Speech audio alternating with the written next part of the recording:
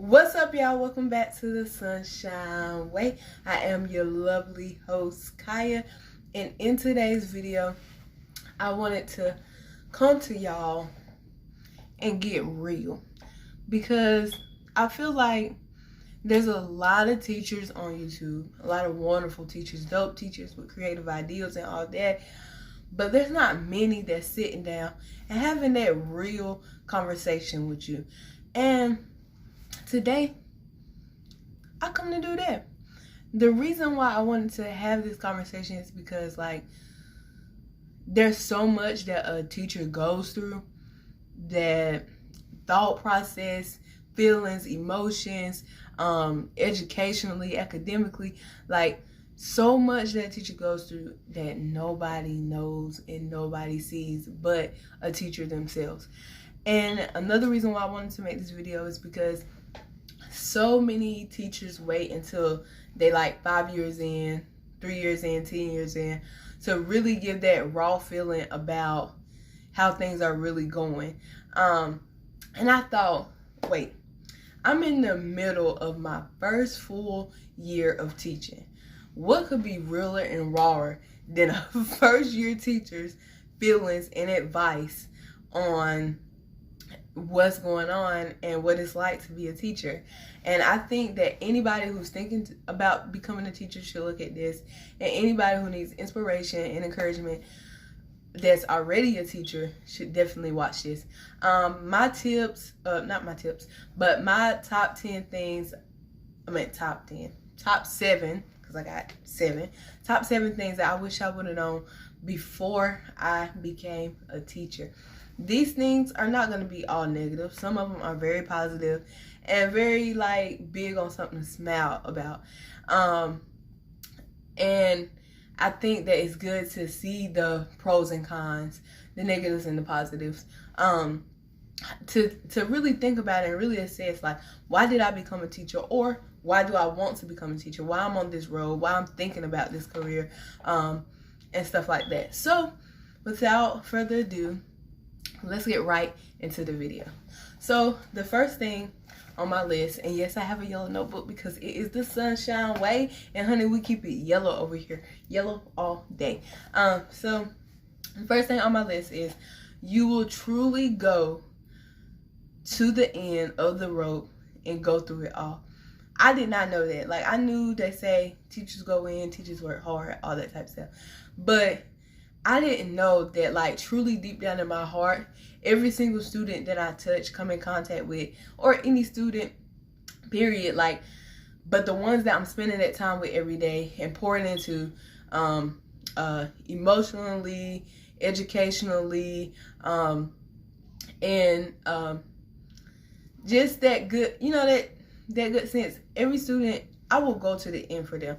I think about all the time, how could I help them socially, emotionally, educationally. I think about that constantly. And when I interact with them, I try to be as relatable as possible. I try to be myself. I'm not afraid to make mistakes in front of them. And I will go to the end to defend them, to make sure they have what they need, and to make sure that they have a good day. That regardless of what they go through, what they got going on at home, that I want them to have a good day. And I want them to know, Miss Brown loved me. Miss Brown gonna look out for me. Miss Brown want the best for me. Not only academically because she have to, because she's my teacher, but because she truly cares for me. She truly cares about my well-being. And I truly do. And that's where I'm at. And so that's something I didn't know I would feel so deeply and passionate about, but I do. I love my students to death. Second thing that I wish I would have known before I became a teacher is that you don't have much control. Whether that's students or whether that's your job, anything, anything can pop up, anything can happen.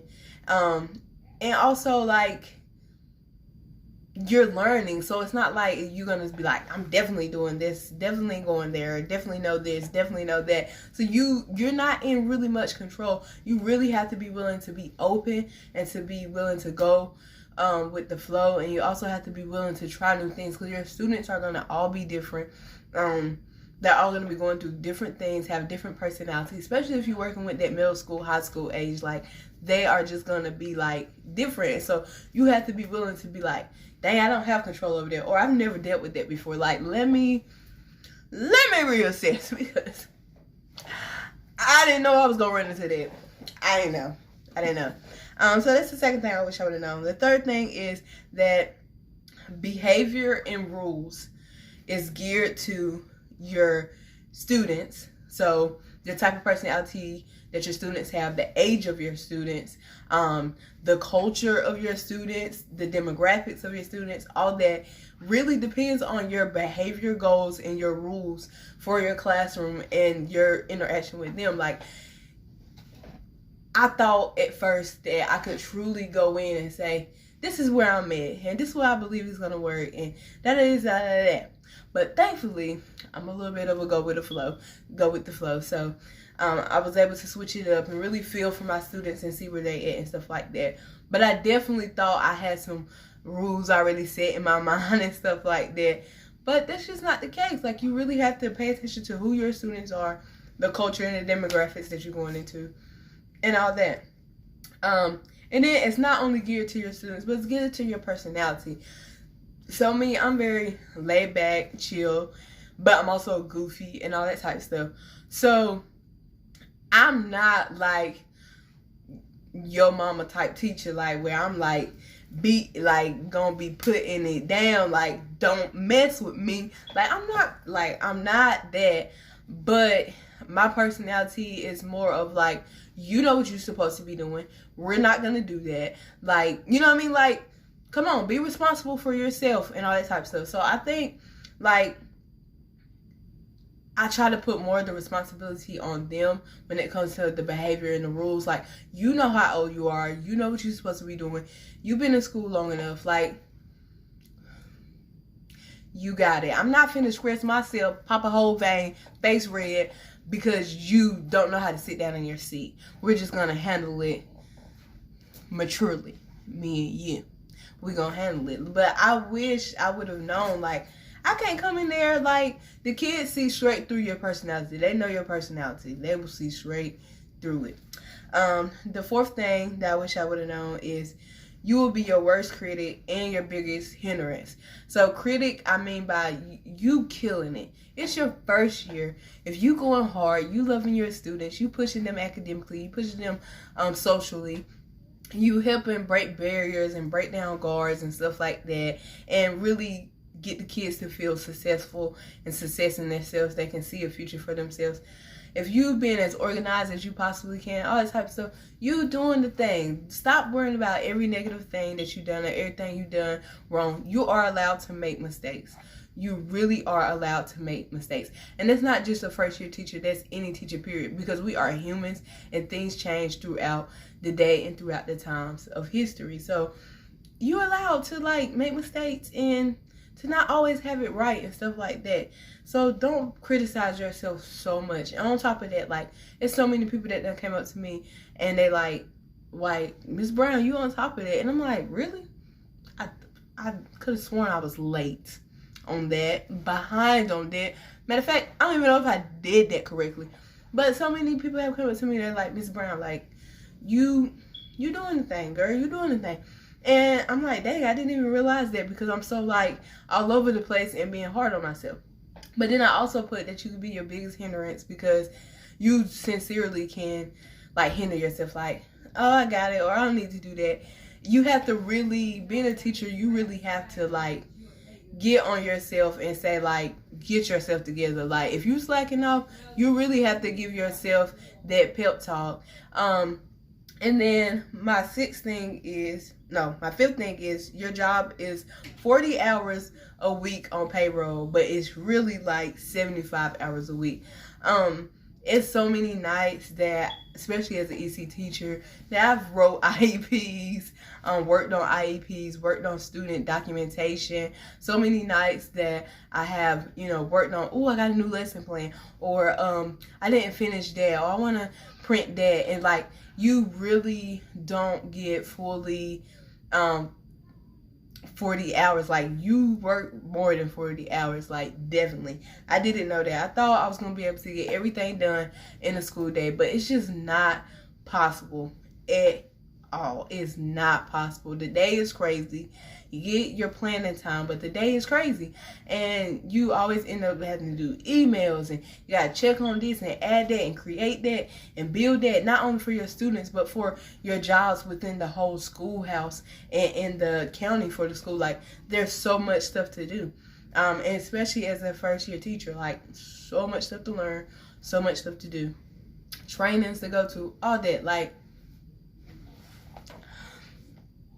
I cry sometimes because I can't. All right. 6, you never really stop thinking about your kids or your students. I definitely thought that I would think about them and bring them up, of course. But I found myself bringing my kids up, thinking about my kids, thinking about new stuff for them all the time. Like, I just be randomly talking to my fiance, and then, like, I just start talking about them, like, oh, I remember when my student such and such did this, or like, oh my God, they need to do that, or like, you know what I mean? Like, in my regular conversation with my family and my friends, like, my students are my family. Like, they're a part of my family, a part of my life, part of my heart, like, and a part of my push to help and my love for kids is shining through with working with those kids. Like, and then last but not least, oh no, I got a 7 and an 8. You spent a lot of your own money. I knew that, you know, for little knickknacks that I would want, that I might have to buy things, but depending on what school you go to, in the district that you go to, you really have to work on,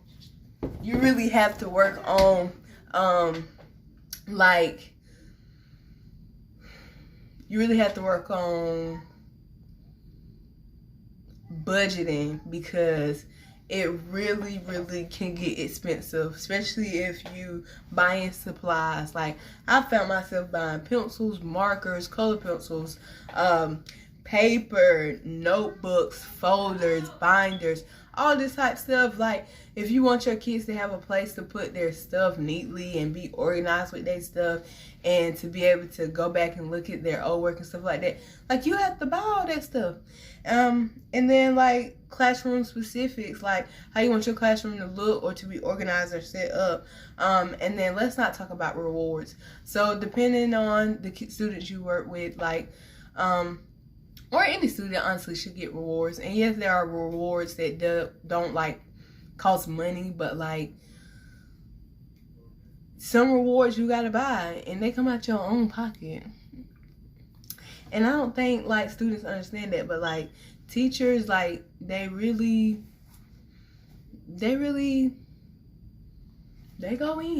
We have to go in. We have to go all the way in. And last but not least, I did not realize that I would have moments where it's like, oh God, I don't want to deal with that. I don't want to do that. But there also, at the end of the day, there's that moment before I go to bed, or when I wake up in the morning, or when I'm interacting with a student, I'm like, this is the right decision. This is the best decision. It's hard, it's rough, it's tough, but this is the best decision I could have made. So these are things I wish I would have known before I became a teacher. So I hope you guys enjoyed this video, because you at the end. And if you want to see more teacher related videos, teacher advice videos, then comment down below.